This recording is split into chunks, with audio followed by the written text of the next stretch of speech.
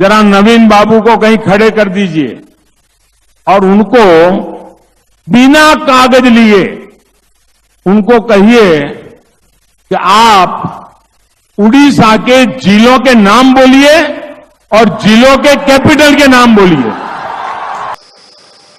नमस्कार साथियों, मैं आपका दोस्त अशफाक अहमद और आप देख रहे हैं देशभक्त चैनल। ये जो भाजपा वाले हैं ये क्या बोलते हैं कि राहुल गांधी तो पप्पू है, उसको कुछ आता जाता नहीं है और वो प्रचार करे तो बहुत अच्छा है, किस लिए कि वो जहां जाके मुंह खोलता है उसी का वोट घट जाता है, हमारा वोट बढ़ जाता है। आप सुने होंगे ये पिछले 10 साल से यही रट लगाए हुए हैं। लेकिन असलियत क्या है? असलियत ये है कि मोदी जी जो है वो कहीं भी जाएंगे मुंह खोलेंगे तो वोट घटेगा, लेकिन वोट बढ़ रहा था, है ना। जो 2014 में मोदी जीत के आए, फिर 2019 में उससे भी ज्यादा वोट लेके आ गए। तो हर जगह मोदी मोदी मोदी से अच्छा कोई बोल नहीं सकता है, मोदी के सामने कोई कुछ है नहीं। तो इसकी हकीकत जो है अब खुल गई। अब देखिए 2014 में मोदी जी आए थे तो ऐसी बात करते थे कि लोग सुनने के लिए आते थे कि काला धन ले आऊंगा 30 दिन के अंदर और सबके अकाउंट में 15-15 लाख तो यूं ही आ जाएंगे और 2 करोड़ नौकरियां हर साल दूंगा, किसानों की आय दुगनी कर दूंगा 5 साल में और सबके पक्के मकान हो जाएंगे 2022 तक। मोदी यही बोलते थे ना, तो लोग उनकी बात में आ गए थे और सुनने आते थे, तो जबरदस्त भीड़ होती थी मोदी जी के रैली में। उसके बाद में क्या हुआ, मोदी जी आ गए और 2016 में नोटबंदी कर दी। तो उस वक्त भी वाह वाह हो रहा था कि मास्टर स्ट्रोक मार दिया मोदी जी ने, काला धन पे अटैक कर दिया है। मोदी जी बोलते थे कि कम से कम 20% जो पैसा है वो काला धन है, तो वो निकल के आएगा और उसको भी मैं बांट दूंगा। तो अभी भी लोगों को विश्वास था। और उसके बाद यूपी चुनाव हुए 2017 में, तो जबरदस्त तरीके से मोदी जीते थे यूपी में। और उसके बाद में भी मतलब कहीं भी जाओ तो मोदी मोदी होता था। 2019 का भी चुनाव हुआ, उसमें भी जबरदस्त तरीके से मोदी जी वोट बटोर के ले आए। लेकिन नोटबंदी के बाद में मोदी जी ने 2017 में जीएसटी भी किया था, गब्बर सिंह टैक्स। तो वो अचानक से जो टैक्स लाद दिया कुछ भी, मतलब बिना कैलकुलेशन के, तो लोगों की हालत खराब हुई। खास करके जो लघु उद्योग है तो उनके पास में तो बड़े अकाउंटेंट होते नहीं है कि हिसाब किताब कैसे करें, उनके पास वो रखने के लिए, उनको पगार देने के लिए पैसे नहीं होते हैं, तो वो कैसे जीएसटी कैलकुलेट करेंगे। तो उनको बहुत ज्यादा नुकसान हो गया और लघु उद्योग फिर से बंद हो गए। नोटबंदी में जो बंद हुए, फिर लघु उद्योग जीएसटी में फिर बंद हो गए।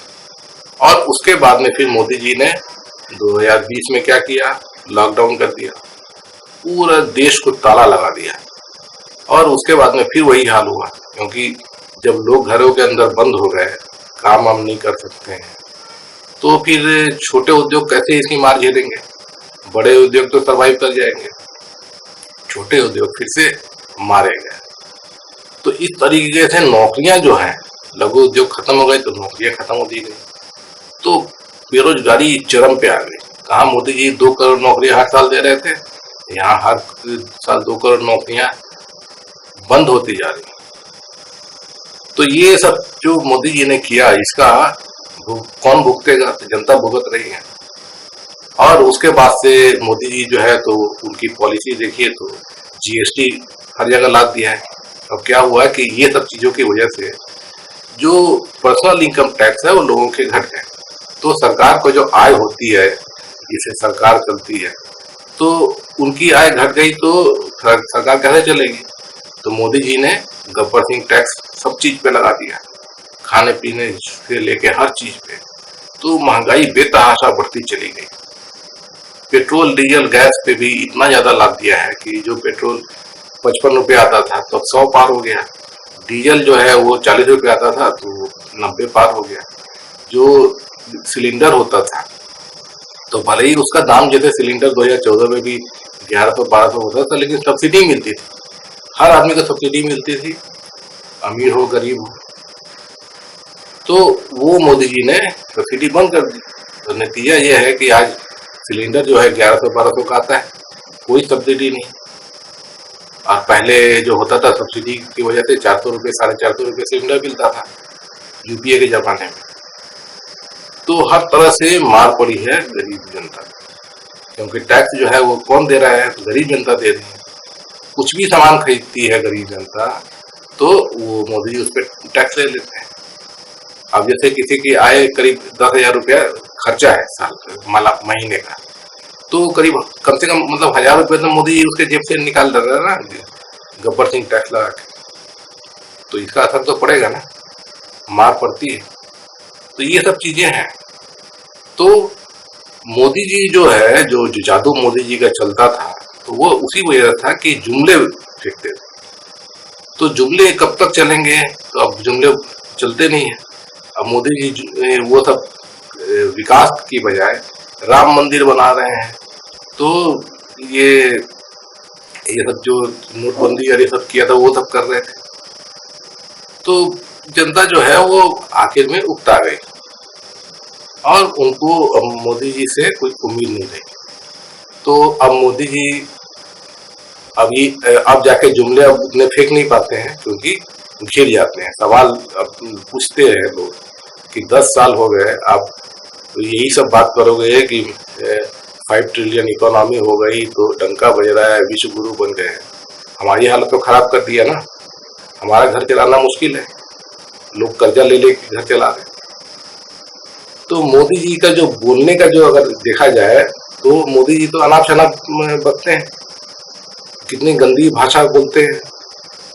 वो सोनिया गांधी को क्या क्या नहीं बोले, राहुल गांधी को क्या क्या नहीं बोले, यहाँ तक कि नेहरू जी को कोसते रहते हैं, है ना। ये सब देखते हैं आप, बहुत ही गंदी भाषा है और कोई सुनना नहीं चाहता। लोग सुनना चाहते थे कि विकास की बात, कि 2 करोड़ नौकरियों की बात, कि आप करके दिखाओ। तो मोदी जी तो वो तो किए नहीं। तो अभी जाके जो भी अनाप शनाप बकते हैं, तो उससे कि वोट बढ़ेगा नहीं घटेगा। ये जो राहुल गांधी पे इल्जाम लगाते हैं ना, तो राहुल गांधी तो ऐसी बात करता नहीं है। राहुल गांधी तो विकास की बात करता है, अभी वो न्याय की बात करता है। और राहुल गांधी ने जो न्याय घोषणा की है, तो उसमें तो सब गरीब लोगों के फायदे की बात कर रहे हैं। और दूसरी तरफ मोदी जी क्या कर रहे हैं? तो कांग्रेस आएगी तो आपका मंगलसूत्र भी छीन लेगी, कांग्रेस आएगी तो आपका भैंस खोल के ले जाएगी, मुसलमानों को दे देगी, ये सब बात कर रहे हैं ना। तो अब मोदी जी को सुनने को कोई नहीं आता है। अब मोदी जी का जो जादू जो था वो खत्म हो गया, और मोदी जी की भाषा जो है ना वो बहुत खराब है, कोई पसंद नहीं करता है, और उनसे आप उम्मीद भी नहीं।